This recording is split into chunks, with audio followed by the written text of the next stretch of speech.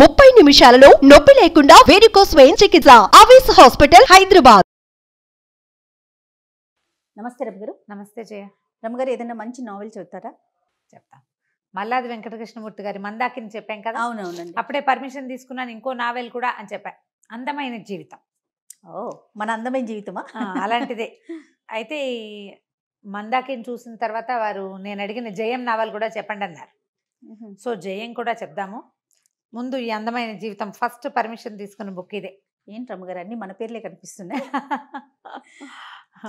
మన పేర్లే కాదు, అవి ఆయన పేర్లు మనమే పెట్టుకున్నాం 100%. అసలు ఎందుకంటే 80s లో వచ్చిన నావెల్ ఇది. అప్పుడు సీరియల్ గా వచ్చింది, తర్వాత ప్రింట్ చేయబడింది నావెల్గా. ఏంటి టీవీలో సీరియల్ గా వచ్చారు? బుక్ లో అప్పట్లో 80s లో టీవీ సీరియల్స్ ఎక్కడున్నాయి? Okay okay. పత్రికలో, వారపత్రికలో సీరియల్ గా వచ్చింది.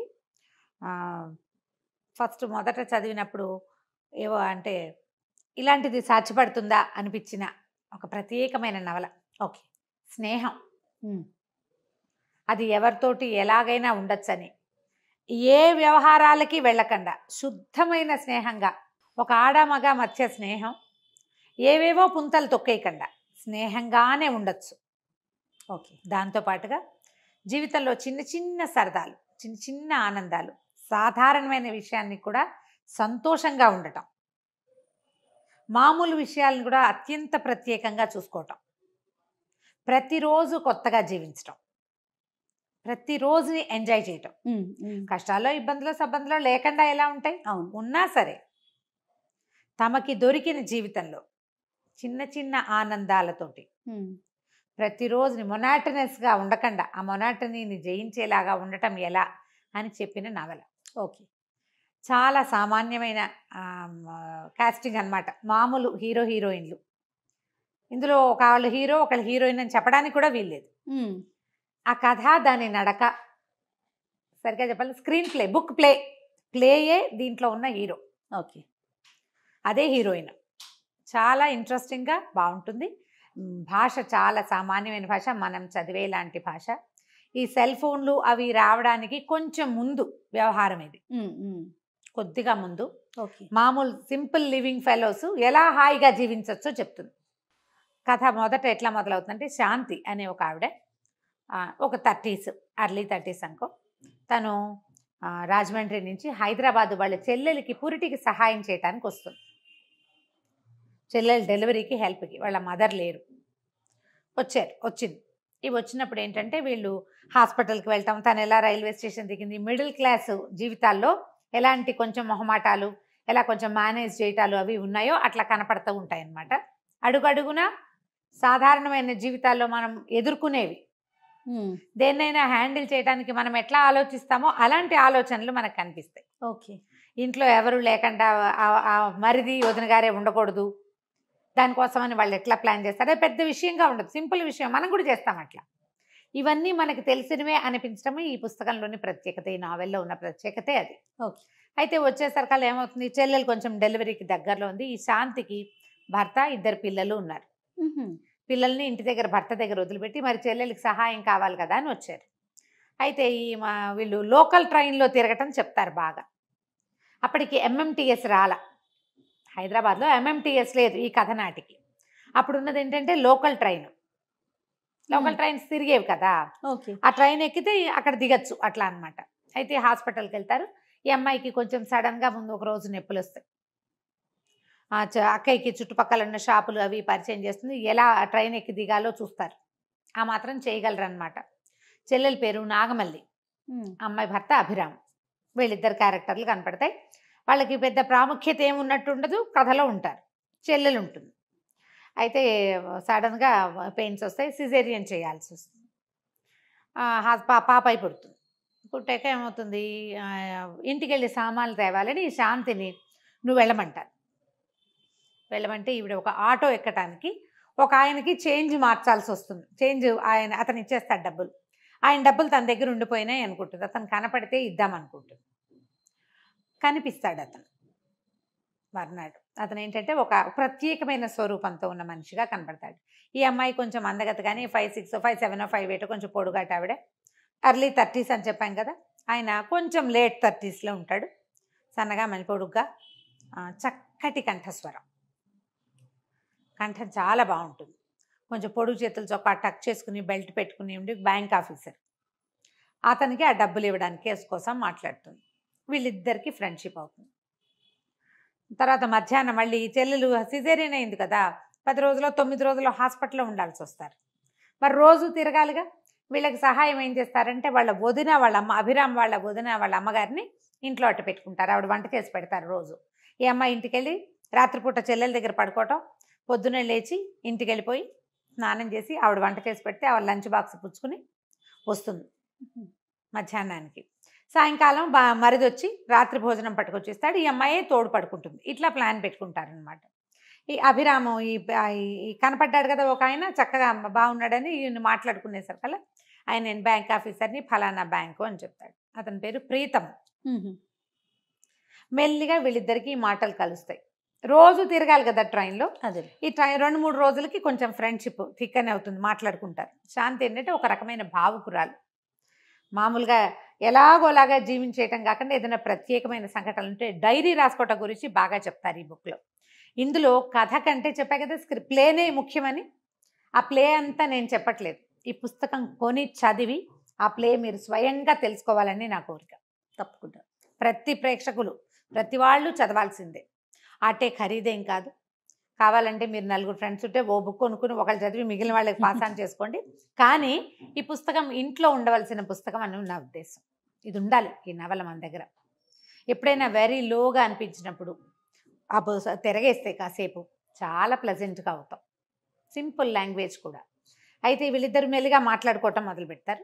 అతను తన భార్య, 3 పిల్లల గురించి చెప్తాడు. ఒక బెంగాలీ అమ్మాయిని పెళ్లి చేసుకున్నాడు ఆయన. ఆవిడ పేరు మృదుల. 3 పిల్లలు ఉన్నారు.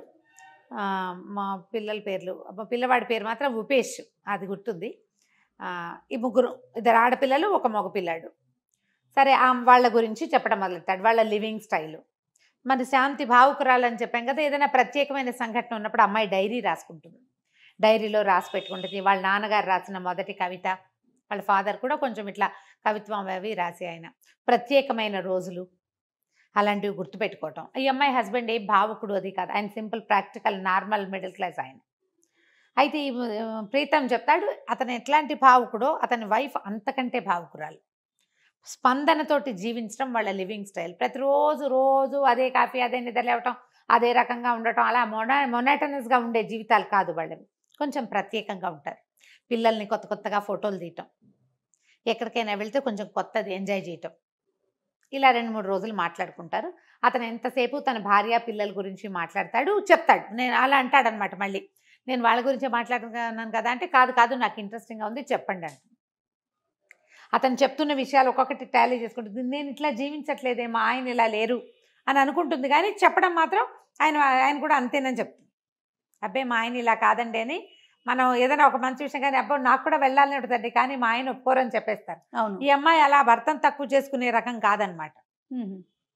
తను కూడా ఇలాంటి లివింగ్ స్టైల్లోకి రావాలని కోరుకుంటుంది. ఓకే, సరే హైదరాబాద్ చూపిస్తానంటాడు.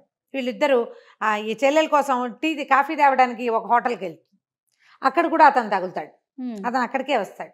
ఈ అమ్మాయికి మధ్యలో అనుమానం వస్తుంటుంది, ఈయన నిజంగా బ్యాంక్ ఆఫీసరా, నన్ను ఏమైనా ట్రాప్ చేస్తున్నాడా అని. అతని క్యారెక్టర్ విషయంలో అది చెప్పరు. వెళ్ళి అతను ఆ బ్యాంక్లో ఉన్నాడో లేదో కనుక్కొని చూస్తుంది. అతను బ్యాంక్లోనే ఉన్నాడు. బ్యాంక్ ఆఫీసర్ వరకు కరెక్టే. అప్పుడప్పుడు ఒక అనుమానం, వీళ్ళు ఇతను నన్ను ఏమైనా ఎక్స్ప్లాయిట్ చేయబోతాడా అని ఒక సెంటెన్స్ అనిపిస్తూ ఉంటుంది. ఎక్కువ కాదు, ఒక సెంటెన్స్ అనిపిస్తుంది. కానీ దానికి సరిపడా ఇంకేమి క్లూస్ కనపడవు. దాంతో వదిలిపెట్టేస్తుంది. హైదరాబాద్ అంతా తిప్పి చూపిస్తానంటాడు. ఆ అమ్మాయికి ప్రత్యేకమైన ఫోటోలు తీస్తాడు. ప్రత్యేకమైన ఫోటో అంటే ఏం చేస్తాడో అనుకుంటుంది. ఒక రిక్షాని మాట్లాడి తన పక్కన కూర్చుంటాడు అనుకుంటుంది. కాదు, రిక్షా పుల్లర్ని దిగమని, మీరు ఎక్కండి ఫోటో తీస్తానంటాడు. రిక్షా తొక్కుతున్న ఫోటో, అలాంటివి రేర్గా ఉంటాయి కదా. అలా ఒకటి అన్నీ ప్రత్యేకంగా ఉంటాయి. ఒకరోజు ఒక వాటర్ బాటిల్ తెచ్చిస్తాడు. వాన నీళ్లు గిఫ్ట్ చేస్తాడు. ఇదేంటంటే మేము వాన నీళ్ళు పట్టుకుంటాము, మా పిల్లలంతా అందరూ 3 పిల్లలు, భార్య, నేను కూడా ఎవరిది వాళ్ళమే పట్టుకుంటాం. వాన నీళ్లు చాలా స్పెషల్ వాటర్. నేను 80sలో తెలుసుకున్నా ఇది. ఈ పుస్తకం చదివితే మనకి తెలియని ఎన్ని విషయాలు తెలుస్తాయో జయ. మేము కూడా వాన నీళ్ళు పెట్టుకుని తల కడుక్కుంటుండేవాళ్ళం. తలకి ఆఫ్టర్ షాంపూ కింద వాడుకోవచ్చు దాన్ని. చాలా బాగుంటుంది, జుట్టు మృదువుగా ఉంటుందని మృదులు అందుకు వాడుతుంది అంటాడు. అక్కడి నుంచి మృదుల కథలు రాస్తుంది బెంగాలీలో. తన కథలు, ఆ అమ్మాయి కథల్లో ఉన్న ప్లాట్లు ఏంటో చెప్తాడు. ఇక రోజులు గడుస్తాయి. మధ్య మధ్యలో చెల్లెలు మరి చంటి పిల్లని పెట్టుకుని ఒక్కతే ఉంటుంది. ఈ అమ్మాయి ఇతనితో తిరగడానికి వెళ్ళిపోతుంది కదా, ఇదేదో ఎంజాయ్మెంట్. చెల్లెలు కూడా నచ్చుతుంది. ఆ అమ్మాయి ఏమి తప్పట్టుకోదు వాళ్ళ అక్కయ్యని. వెళ్ళు పర్వాలేదులే, ఆయా ఉంది కదా, మధ్యాహ్నం భోజనం అయ్యాక వెళ్ళరా, సరదాగా నీకు కూడా బాగుంటుందని అక్కని ఎంకరేజ్ చేస్తుంది ఇతనితో స్నేహానికి. సరే ఇద్దరు కలిసి బయటకు వెళ్తారు. హైదరాబాదు కొన్ని చోట్ల డబల్ డెక్కర్ ఎక్కిస్తాడు. ఎక్కడ తన చెయ్యి కూడా అమ్మాయికి తగలనివ్వడు. అంతకంటే ఏం ఎక్స్ప్లాయిట్ చేసినట్టుగా కూడా కనపడదు. ఈ అమ్మాయికి అప్పుడప్పుడు డౌట్ వస్తుంది. మా ఇంటికి రండి, మీరు మృదుల వాళ్ళని కలుసుకుందరు కానీ అని చెప్తాడు. సరే వెళ్తుంది. వెళ్ళేసరికల్లా వంట ఏదో సగం రెడీగా చేసినట్టు, సగం సగం చేసినట్టు కనపడుతుంది. పిల్లలు స్కూల్కి వెళ్ళారంటాడు. అమ్మాయి లేదు, ఒక్క కాగితం రాసి పెట్టి ఉంటుంది. కుక్కకు ఒంట్లో బాగోలేదు, అది కక్కు ఉంటుంది, దాన్ని నేను హాస్పిటల్కి తీసుకెళ్తున్నాను, శాంతి గారికి సారీ చెప్పు, అక్కడ పని అయిపోగానే వచ్చేస్తా అని. సరే అమ్మాయి చేసి పెట్టిన పదార్థాలు ఏవో తింటుంది, వంటలు తింటారు. రకరకాలు వాళ్ళ మన వంశవృక్షం పేర్లు గోడ మీద రాసి పెట్టుకుంటాడు అతను సిమెంట్ తోటి. వాళ్ళ ఫలానా ఆయన కొడుకు తర్వాత ఈయన కొడుకు, ఇలా వాళ్ళ ఇవి ఉంటాయన్నమాట.